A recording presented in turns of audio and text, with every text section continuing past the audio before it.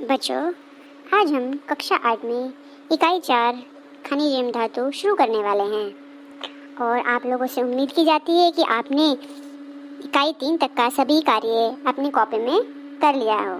सभी बच्चे कक्षा 8 के इकाई 3 तक गृह कार्य पूर्ण करके व्हाट्सएप पे ग्रुप पे आपको अपनी कॉपी की फ़ोटो खींच के भेजना है। तो बच्चों, आज हम पढ़ेंगे इकाई 4 खनिज एवं धातु। बच्चों, हम अपने घर में धातुओं से बनी बहुत सारी चीज़ें उपयोग करते हैं, जैसे बर्तन, आभूषण यानी गहने, विद्युत उपकरण जैसे पंखा, कूलर इत्यादि, यातायात के साधन जैसे रेल, बस, कार, मोटरसाइकिल आदि। आपने कभी नोटिस किया है कि ये सब चीज़ें किस चीज़ की बनी होती है? बच्चों, ये सभी चीज़ें धातुओं से मिलके बनी होती है, क्योंकि धातु कठोर होती है और धातु से ही इन चीज़ों का निर्माण होता है।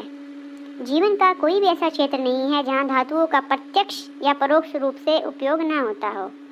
प्रकृति में उपलब्ध खनिजों से धातुओं का निर्माण अनेक जटिल प्रक्रियाओं से होकर गुजरता है, जिनमें हमें अनेक प्रकार की भौतिक और रासायनिक परिवर्तनों का सहारा लेना पड़ता है।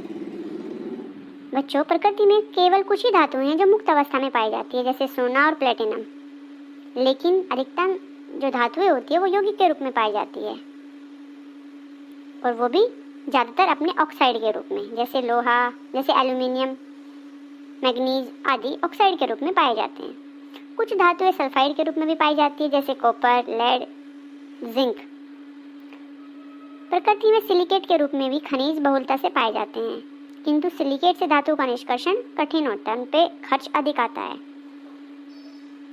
हमें पता है, हम सब्जी काटने के लिए, फल काटने के लिए चाकू का इस्तेमाल करते हैं, लकड़ी काटने के लिए कुल्हाड़ी का इस्तेमाल करते हैं। चाकू और कुल्हाड़ी किस चीज़ की बनी होती है बच्चों? वेरी गुड, लोहे की। और क्या आपको पता है, जो बिजली का तार होता है जिससे हमारे घर में बिजली आती है, वो किस चीज़ का बना होता है? नहीं, ऊपर से नहीं, अंदर से, तांबे का। तो क्या कभी आपने सोचा ये चीज़ें हमें कहाँ से मिलती है? दुकान से? बेटा, ये वस्तुएं हमें पृथ्वी से मिलती है, मिट्टी की तह से मिलती है। मिट्टी में या भूपर्पटी, जिसको हम अपनी भाषा में मिट्टी कह सकते हैं, जमीन कह सकते हैं। मिट्टी में प्राकृतिक रूप से पाए जाने वाले अकार्बनिक तत्व तथा यौगिकों को खनिज कहते हैं। तो खनिज क्या होता है? मिट्टी या भूमि में पाए जाने वाला अकार्बनिक तत्व अथवा उसका यौगिक क्या कहलाता है? खनिज कहलाता है। आपको ये परिभाषा भी याद करनी है, दोबारा दोहराते हैं। मिट्टी में प्राकृतिक रूप से पाए जाने वाले अकार्बनिक तत्व अथवा यौगिक खनिज कहलाते हैं। इसका उदाहरण है हेमेटाइट, बॉक्साइट आदि। बॉक्साइट में से एल्यूमिनियम को निकाला जाता है और हेमेटाइट में से किसको निकाला जाता है? लोहे को। खनिज धातु या अधातु दोनों प्रकार के हो सकते हैं, यानी कि जमीन में से हम धातु और अधातु दोनों प्रकार के खनिजों को निकालते हैं।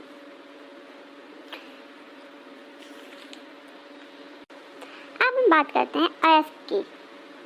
बच्चों, बहुत बार कंफ्यूजन होता है, क्वेश्चन पूछा जाता है कि अयस्क और खनिज में क्या अंतर है। बच्चों, लगभग सभी चट्टानों में से कुछ न कुछ मात्रा में धात्विक खनिज पाए जाते हैं, परंतु कुछ में धातु की मात्रा इतनी कम होती है कि अगर उस खनिज में से उस धातु को अलग किया जाए तो उस धातु का जो प्राइस होगा उससे ज़्यादा का खर्चा उसको निकालने में ही आ जाता है। तो क्या ये करना सही रहेगा? नहीं, ये बहुत महंगा पड़ता है। कुछ खनिज ऐसे भी होते हैं जिनसे धातुओं का निष्कर्षण अधिक मात्रा में, सरलता से और कम लागत में हो जाता है, उन्हें अयस्क कहते हैं। यानी खनिज तो सभी होते हैं, खनिज क्या होते हैं? जिनमें से हम धातुओं को निष्कर्षण करके निकालते हैं, यानी कि जिनमें से हम धातुओं को अलग करके निकालते हैं, वो होते हैं हमारे खनिज। और ऐसे खनिज जिनसे धातुओं का निष्कर्षण सरलता से हो जाए, कम लागत में हो जाए, उन्हें अयस्क कहते हैं। तो इसका मतलब क्या हुआ? सभी अयस्क खनिज होते हैं, लेकिन सभी खनिज अयस्क नहीं होते। इस बात को आप ऐसे समझोगे, जैसे अगर हमें ज़मीन में से 100 ग्राम खनिज मिला है और उस 100 ग्राम खनिज में केवल 10 ग्राम ही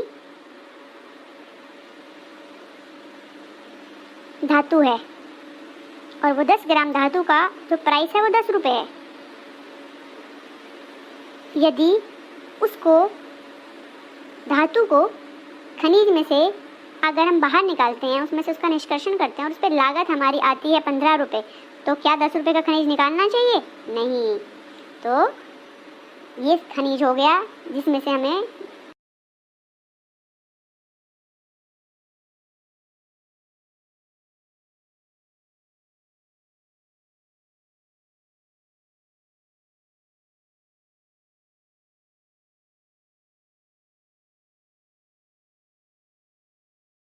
तो बच्चों आज हमने समझा कि खनिज किसे कहते हैं और अयस्क किसे कहते हैं, दोनों में क्या अंतर या क्या समानता होती है। दोबारा दोहरा लेते हैं। मिट्टी में प्राकृतिक रूप से पाए जाने वाले अकार्बनिक तत्व अथवा उनके यौगिक खनिज कहलाते हैं।